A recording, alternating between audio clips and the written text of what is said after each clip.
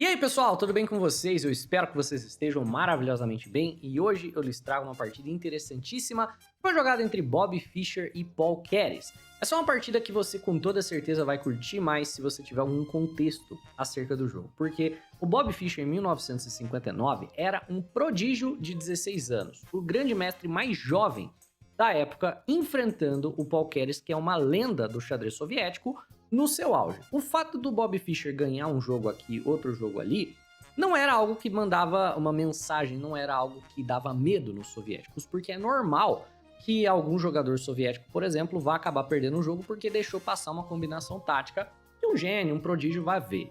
A questão que fez essa partida ser tão comentada, a questão que fez essa partida ser tão chocante e encheu os soviéticos com medo do futuro, foi a maneira que o Bobby Fischer venceu. Porque ele venceu fazendo apenas o básico, né? Ele mesmo disse que ele fez o meat and potatoes, que seria uma maneira gringa de falar o arroz com feijão. Uma coisa é, por exemplo, chegar um prodígio, igual o Faustino Ouro, e tirar uma partida do Magnus Carlsen, porque o Magnus deixou passar uma tática. Normal, acontece o tempo todo. Outra coisa é chegar um prodígio e ele dominar completamente na abertura, no meio jogo e no final. Ele ser melhor simplesmente na estratégia de jogo, na técnica de final de jogo, entende? Isso choca e com toda certeza chocou os soviéticos, porque o Fischer estava num nível completamente acima ao longo da partida como um todo contra o Paul Keres, né? Não ganhou esse campeonato, ele ainda não tinha nível para jogar contra os outros gênios soviéticos, ele perdeu todas as partidas desse torneio que ele jogou contra o Mikhail Tal, que acabou sendo o vitorioso desse torneio dos candidatos. No entanto, com certeza ele manda a mensagem, né? Enfim, vamos à partida. Vem peão em E4 por parte do Fischer, peão em E5, cavalo em F3 pressionando o peão de E, cavalo em C6 e bispo em B5 nós temos a Ruy Lopes. Peão em A6 por parte das pretas, bispo em A4, até aqui tudo muito normal, cavalo em F6 pressiona o peão de E, e assim como as pretas não estão defendendo o seu peão enquanto esse está atacado, as brancas também não precisam defender. Então o roque, bispo em E7 prepara o roque, e torre em 1, beleza. No momento que o Fischer defende o seu peão, as pretas têm que defender o delas também, então B5 por parte do Paul Keres, bispo em B3 e D6. Até aqui, tudo teoria bem padrão de Ruy Lopes fechado. Vem peão em C3 preparando para romper o centro com D4, o roque do Paul Keres e o H3 do Fischer, porque se você tenta romper o centro de maneira prematura, bispo em G4 basicamente rompe o plano das brancas, né? Interrompe aqui o plano e você vai ter que jogar bispo em E3 e ficar passivo para poder manter o seu centro. Então o H3 é um profilático interessante, e nessa posição as pretas têm que decidir o que vão fazer, porque as brancas estão preparando para romper o centro do tabuleiro com D4, e pretas têm que ter um plano, seguindo daqui em diante. Aqui é o momento que você escolhe qual linha você vai jogar, e o Paul Keres entra na variante Chigorin, né? Ele joga cavalo em A5, mais para tirar o cavalo e expandir na ala da dama do que qualquer coisa. Vem o bispo em C2, e o Paul Keres joga o C5, pegando espaço na ala da dama e preparando para atacar na ala da dama. Vem o D4 do Bobby Fischer e dama em C7, preparando pressão ao longo da coluna C. A ideia das pretas nessa linha normalmente é tomar em D4, fortalecendo o centro das brancas, claro, no entanto abrindo a coluna C, que tende a ser o ponto de contra-jogo negro. Vem cavalo em D2, o Fischer desenvolve, peão toma e beleza. Nessa posição, pretas conseguiram abrir a coluna C. E aqui, o Paul Keres joga um lance que na época era popular, hoje em dia já não seria jogado, o bispo em B7. Esse lance, na época, estava na moda, porque tem uma ideia muito lógica, eu acabei de conectar torres, eu vou jogar torre C8, eu vou jogar na coluna C. Hoje em dia ele seria respondido com D5, e aí você vai ter um problema porque o cavalo não tem como voltar. Esse é o problema, né? O cavalo não tem como voltar para C6, e ele tá meio ruim aqui na casa de A5, ele também não é tão útil na casa de C4, ele tá correndo um pouco o risco de ficar preso, na verdade, né? O Fischer não conhecia a teoria moderna, então ele joga cavalo em F1, porque a teoria moderna não existia, e ele dá uma chance do Paul Keres voltar ao cavalo. Vem torre em C8 com tempo no bispo, bispo em D3, e o Paul Keres volta o cavalo para C6, onde ele de fato vai ser útil, porque agora ele tá pressionando o peão de D, ele pode se reorientar jogando o cavalo em B4, pressionando ali o bispo, talvez entrando na casa de C2, e novamente o D5 aqui é muito bom para chutar o cavalo dessa casa. Só que o Fischer joga cavalo em E3 com um plano de ataque ao longo da ala do rei. Ele quer jogar cavalo em F5, quer atacar por aqui. Nessa posição, o Fischer mesmo ele faz uma análise, ele vê que aqui o Paul Keres e ele erraram. Porque os dois jogadores meio que deixaram passar uma coisa importante, que é a briga na coluna C. Aqui o Paul Keres ele deveria ter jogado cavalo por D4, para se livrar desse cavalo aqui de uma vez, e de maneira geral enfraquecer o peão de E, né? Cavalo toma, peão toma, cavalo em F5, e essa é uma posição ok para as pretas, porque não tem um cavalo em C6, e isso, na verdade, vai ser importante no longo prazo. Na partida, o Paul Keres estava antecipando o lance do Fischer, cavalo em F5, então ele joga a torre em E8, certo? Vem o cavalo em F5 do Fischer, e novamente a resposta esse tempo todo pro Fischer sempre foi o D5, e pro Paul Keres sempre foi o cavalo por D4, mas nenhum dos dois jogadores estavam considerando essas ideias. O Paul Keres joga bispo em F8, e agora ele vai, na verdade, sofrer por não ter tirado o cavalo da casa de C6. Essa passividade das peças acaba vindo para castigar o Paul Keres, porque nesse cavalo em F5, bispo em F8 para manter o par de bispos, o Fischer consegue tirar o bispo dele com o tempo, porque ele tá com uma ameaça forte de tomar o cavalo dobrando os peões das pretas, e ele libera a vinda da torre para a casa de C1. Vem cavalo em D7 do Paul Keres e torre em C1 do Fischer. E a ameaça simples é, eu vou, cravar aqui o seu cavalo, eu vou jogar, por exemplo, algo como peão na casa de D5. Se você tomar o tomo de cavalo já pressionando a peça que está cravada, e como exatamente você sai dessa cravada? Você vai ter que passivar suas peças. Algo como dama em B6 realmente não é muito bom, porque no final da linha vai ter algo como bispo em E3 e a dama vai ter que sair dali. Tipo, eu jogo D5 chutando o cavalo sai, tudo bem. Bispo na casa de B1, tô ameaçando um A3 prendendo o cavalo, então você tem que gerar uma casa pro cavalo sair, tem que jogar um A5 pro cavalo ter por onde sair. Aí, por exemplo, eu já tenho várias opções, né? Eu posso te atacar na ala do rei, cavalo em H4 para jogar dama G4 é uma ideia, ou eu posso voltar ao bispo, pressionar o peão de B, também é uma ideia vencedora para as brancas. Então, o Paul Keres se vê forçado nessa posição a jogar dama B8, e aqui todas as peças das pretas estão extremamente passivas, e o Fischer joga o simples bispo em B1, super protegendo o peão de D, e o Paul Keres vê como a única alternativa dele tentar trocar tudo e levar para um final onde ele vai ter um peão isolado e vai tentar empatar. Vem cavalo por D4, cavalo por, torre toma torre, bispo toma e peão toma cavalo. Então nessa posição, provavelmente o que o Paul Keres estava esperando Fischer vai tomar aqui o peão da casa de D4, depois que ele tomar o peão da casa de D4, a gente tem esse final, que é um final mais ou menos empatado. Só que se alguém tá jogando para algum tipo de vantagem, definitivamente são as brancas, porque tem um peão isolado das pretas aqui ao longo do jogo, né? Então, brancas tem um ponto de pressão, mas sendo apenas um ponto de pressão, pode ser que o segure deve ter pensado aqui o Paul Keres. O que ele deixou passar é que depois de peão tomar cavalo, o Fischer não ia simplesmente tomar de volta. Nessa posição, as brancas têm uma combinaçãozinha tática de dois lances que não ganha material. Na verdade, é uma combinação que deixa de retomar o peão, né? Você não somente não ganha material, você perde material. Mas é uma combinação que leva o jogo para um final muito melhor por conta da estrutura de peões do adversário. Aqui, você pode pausar o vídeo e tentar por conta própria, essa não é muito complicada. E o Keres simplesmente deixou passar mesmo a ideia do cavalo em H6. Meus parabéns se você conseguiu encontrar. Uma troca de cavalos, porque a ideia é, depois que você toma, dama em G4, pressiona o cavalo de D7, recupera o material. O grande problema é que agora o jogador de pretas possui esses peões horrorosos dobrados, esse peão horroroso isolado e esses peões dobrados isolados no centro do tabuleiro. No entanto, o Fischer não chegou a tomar de volta o peão de D, então ele tá com um peão a menos na posição.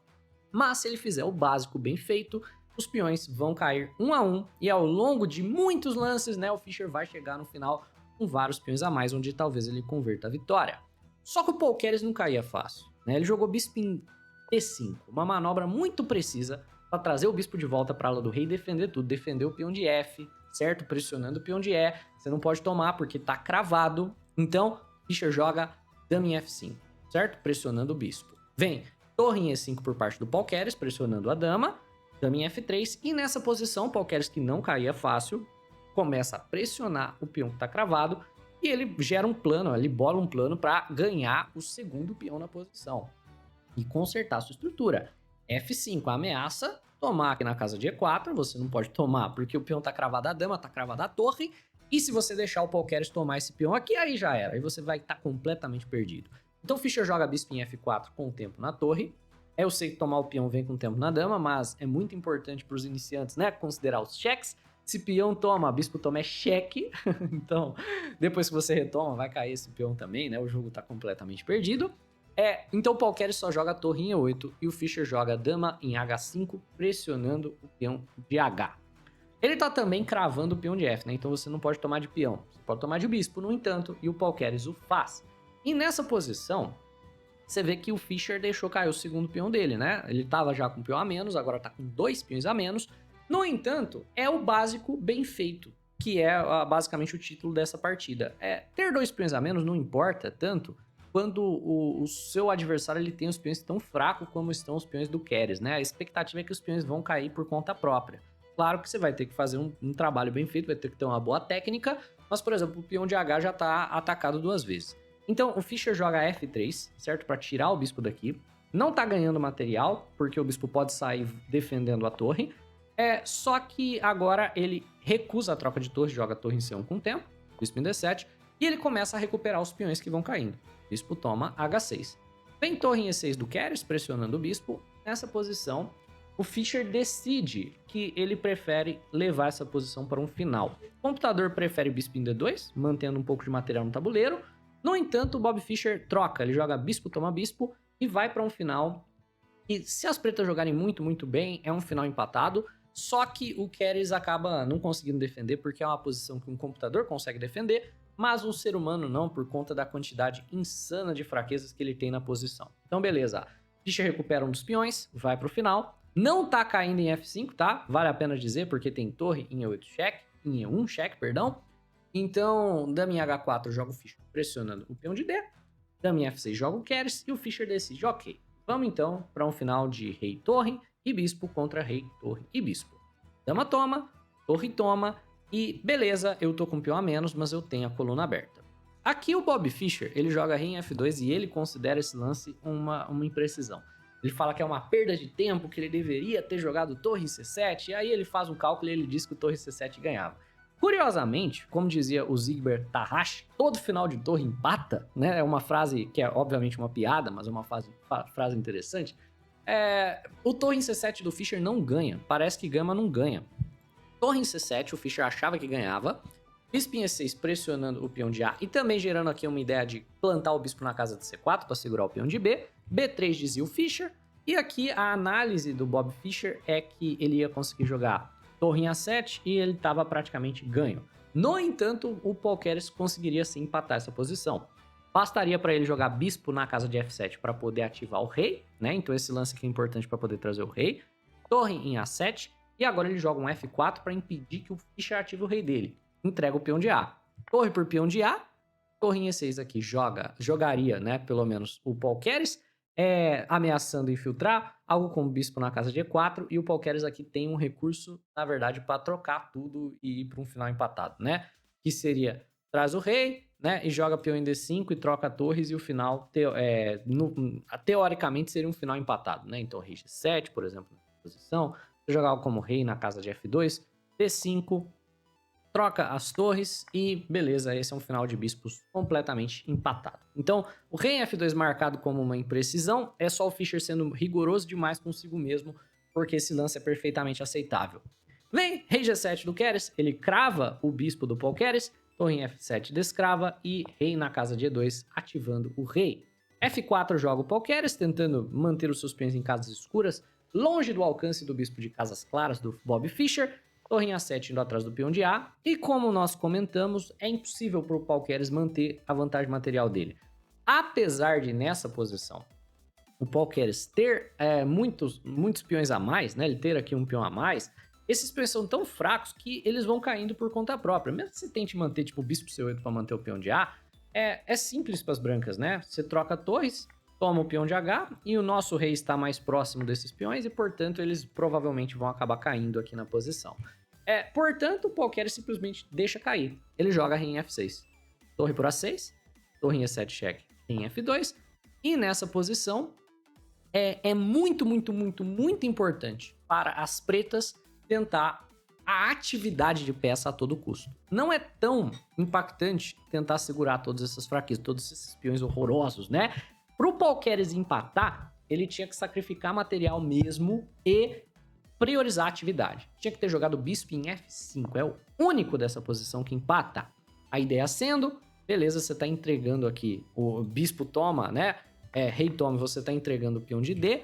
No entanto, depois de rei em E5, você entrega também o peão de B. mas você tem atividade de peça. Você entrega o peão de B com cheque, joga aqui rei em D6 para impedir que a torre pare o peão de D. Você está ameaçando esse tipo de infiltração na casa de E2. E acredite ou não, esse é um final empatado. As brancas têm 2 peões a mais, são peões passados conectados laterais, mas por conta da atividade de peça das pretas, por conta do fato de que esse rei não pode se ativar por conta da torre aqui, por conta do fato de que o rei tá vindo defender o peão, é um final que a melhor coisa que as brancas têm a fazer, na verdade, eventualmente, vai ser dar cheques infinitos aqui nas pretas. Qualqueres encontrou essa defesa absurda? Não. Qualqueres joga bispo em E6, certo? Tentando pressionar o peão de A, né? E aqui o Fischer toma em D6, em E5 chuta a torre, e nessa posição, se torre é em B6 ameaçando o peão de B, tem bispo C4 segurando, então Bob Fischer joga a torre em C6 voltando para a coluna aberta, né? Bispo em D5 chutando a torre dali, torre em H6 indo atrás do peão de H e torre na casa de C7. Então, ao invés de defender o seu peão de H, o Paul Keres joga para ativar a própria torre.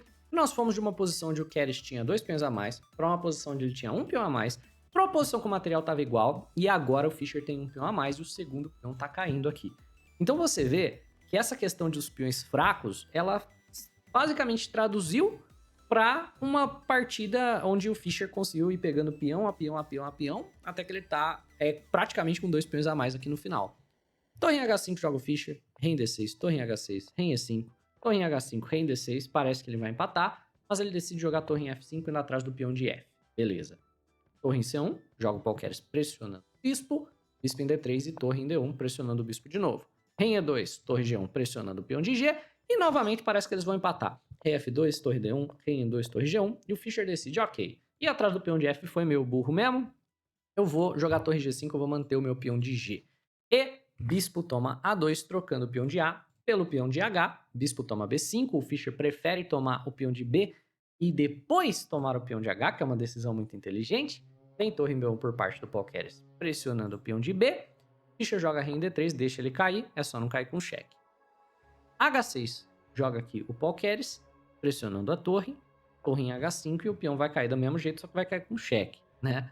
Torre por B2, rei toma D4 antes de tomar o peão de H, torre toma o peão de G, torre toma H6 e nós temos essa posição de final onde as brancas têm um peão a mais, é um peão lateral passado e o peão de F também vai cair.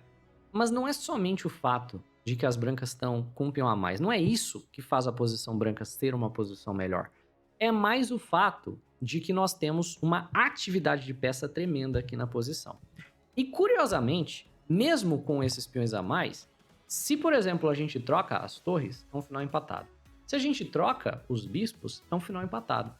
Aqui a vantagem das brancas é que elas decidem em quais circunstâncias podem trocar peças, por terem mais material e por terem mais atividade de peça. Então, teoricamente isso aqui empata com o melhor jogo das pretas, mas a técnica de finais do Fischer é impecável.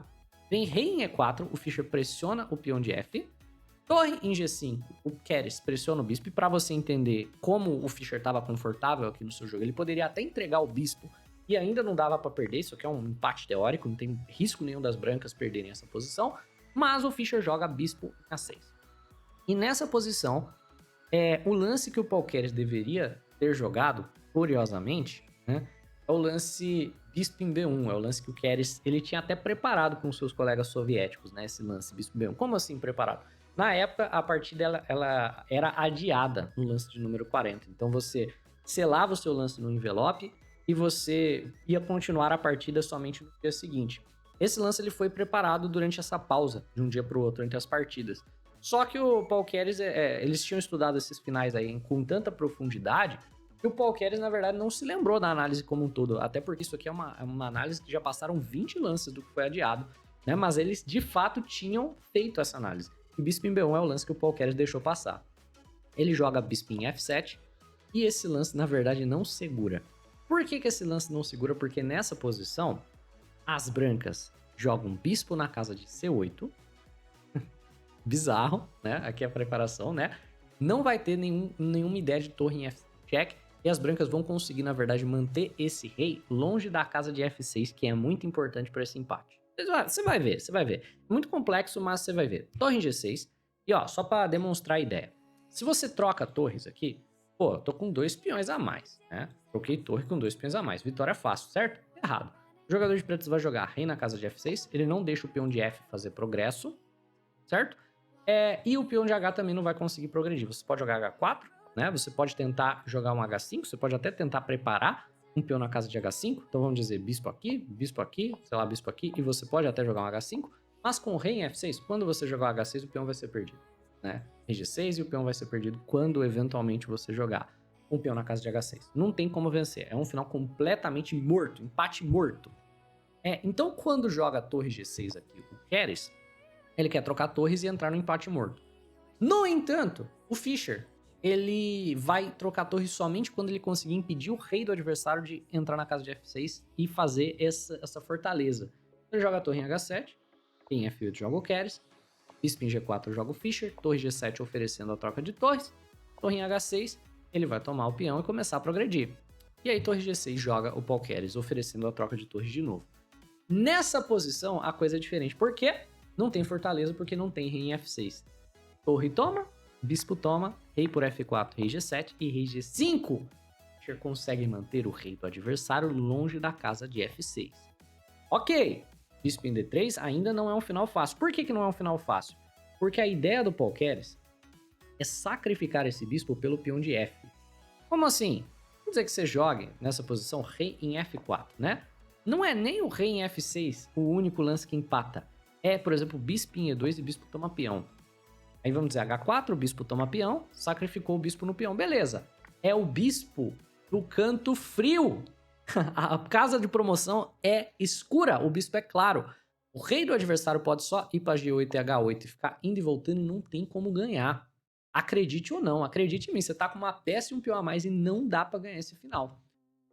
Tenta aí, monta no tabuleiro se você não acredita. Mas enfim, o Fischer joga o F4. E tudo que ele precisa fazer para ganhar essa partida é não deixar o Paul Keres sacrificar o bispo no peão. É isso. Essa é a ideia. Bispo E4, não pode avançar ainda. H4. Bispo D3 não pode avançar. Você tem que fazer o quê? Tem que expulsar o bispo de uma casa onde ele fique de olho aqui. Então, H5, bispo E4, H6 cheque, rei H8 e bispo em F5. Vamos tirar o seu bispo de uma casa onde ele fique de olho na casa de F5. Bispo D5, bispo G6. Então agora o Paul Keres vai fazer o quê? Bispo em E6. Ó, se você avança, eu sacrifico. Mas o Fischer não deixa. Rei em F6. Tirando o bispo daqui.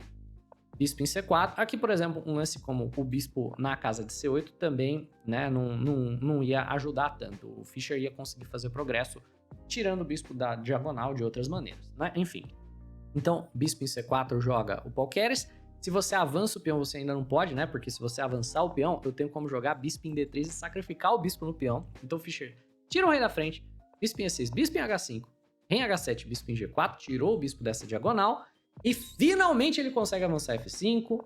E nessa posição, bispo em H5 chutando o bispo dali, bispo em G6 cheque, avança F6 e é nessa posição que o Paul Keres abandona a partida, né? Nós temos o F6 e nessa posição o Paul Keres abandona. Ele abandona porque os dois peões e o bispo imobilizam completamente o rei. O rei dele nunca consegue ameaçar nenhum dos peões. Então agora existe, na verdade, um plano vencedor para as brancas que é muito simples de qualquer jogador chegar nele, né? A ideia, claro, é você não avançar F7, porque se você deixar bispo tomar peão, vai sacrificar o bispo e vai ganhar o jogo. Mas o que o Fischer poderia fazer é jogar, por exemplo, aqui, essa manobrinha de rei, né? Então vamos dizer, o Keres nunca ia poder tirar o bispo dessa diagonal, você traz o rei para casa de E7, e agora você joga bispo em F5, seguido por bispo em E6, e quando o bispo sair, você avança F7, F8 vai ser checkmate, né? Então rei na casa de H7, a gente pode promover uma dama e vamos ganhar o jogo muito tranquilamente. Então, quando a vitória estava óbvia, o Paul Keres abandona a partida. E essa é uma partida que mandou, né, uma mensagem muito clara para todo o mundo do xadrez, bem como para os soviéticos. É isso, pessoal. Essa é uma das partidas mais complicadas que eu já cobri no canal. Se você tá vendo até o fim desse vídeo, cara, você realmente ama xadrez, você é um herói. Deixa o like no vídeo, se inscreve no canal. Um abraço e até a próxima.